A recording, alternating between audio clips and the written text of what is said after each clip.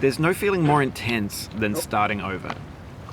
If you deleted your homework the day before it was due, as I have, or if you left your wallet at home and you have to go back after spending an hour in the commute.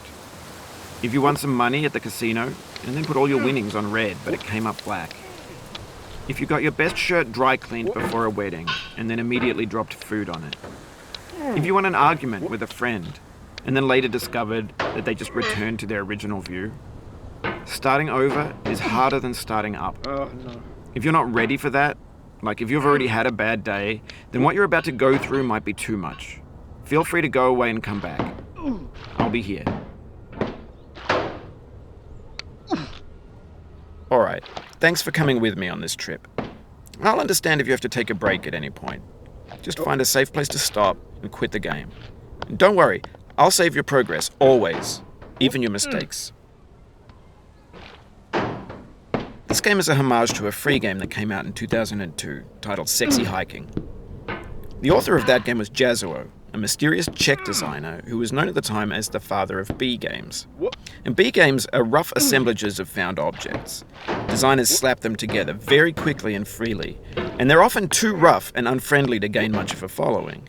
They're built more for the joy of building them than as polished products. In a certain way, Sexy Hiking is the perfect embodiment of a B game. It's built almost entirely out of found and recycled parts, and it's one of the most unusual and unfriendly games of its time. In it, your task is simply to drag yourself up a mountain with a hammer. And that act of climbing, in the digital world or in real life, has certain essential properties that give the game its flavor. No amount of forward progress is guaranteed. Some cliffs are too sheer or too slippery. And the player is constantly, unremittingly in danger of falling and losing everything. Anyway, when you start Sexy Hiking, you're standing next to this dead tree that blocks the way to the entire rest of the game. It might take you an hour to get over that tree, and a lot of people never got past it. You prod and you poke at it, exploring the limits of your reach and your strength, trying to find a way up and over. And there's a sense of truth in that lack of compromise. Most obstacles in video game worlds are fake. You can be completely confident in your ability to get through them once you have the correct method or the correct equipment or just by spending enough time. In that sense, every pixelated obstacle in Sexy Hiking is real.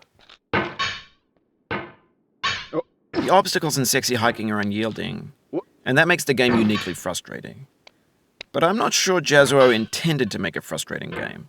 The frustration is just essential to the act of climbing, and it's authentic to the process of building a game about climbing. A funny thing happened to me as I was building this mountain. I'd have an idea for a new obstacle, and I'd build it, test it, and it would usually turn out to be unreasonably hard. But I couldn't bring myself to make it easier.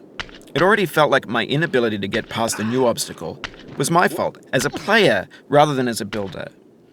Imaginary mountains build themselves from our efforts to climb them, and it's our repeated attempts to reach the summit that turns those mountains into something real.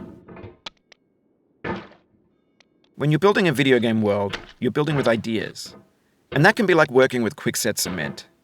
You mold your ideas into a certain shape that can be played with, and in the process of playing with them, they begin to harden and set until they're immutable, like rock. And at that point, you can't change the world. Not without breaking it into pieces and starting fresh with new ideas. For years now, people have been predicting that games would soon be made out of prefabricated objects, bought in a store and assembled into a world.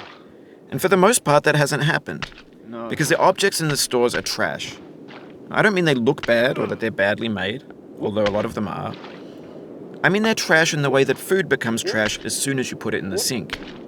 Things are made to be consumed and used in a certain context, and once the moment is gone, they transform into garbage. In the context of technology, those moments pass by in seconds. Over time, we've poured more and more refuse into this vast digital landfill that we call the internet. It now vastly outnumbers and outweighs the things that are fresh and untainted and unused. When everything around us is cultural trash, trash becomes the new medium. The lingua franca of the digital age. And you can build culture out of trash. But only trash culture. B games, B movies, B music, B philosophy. Maybe this is what digital culture is. A monstrous mountain of trash, the ash heap of creativity's fountain. A landfill with everything we ever thought of in it. Grand, infinite, and unsorted. There's 3D models of breakfast, Gen X's fanfic novels, Scan magazines, green screen Shia LaBeouf, banned snuff scenes on LiveLeak.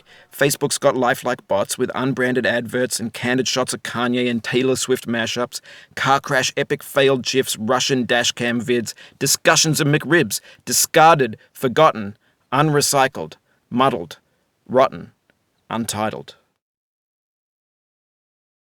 Everything's fresh for about 6 seconds, until some newer thing beckons, and we hit refresh. And there's years of persevering disappearing into the pile, out of style, out of sight. In this context, it's tempting to make friendly content that's gentle,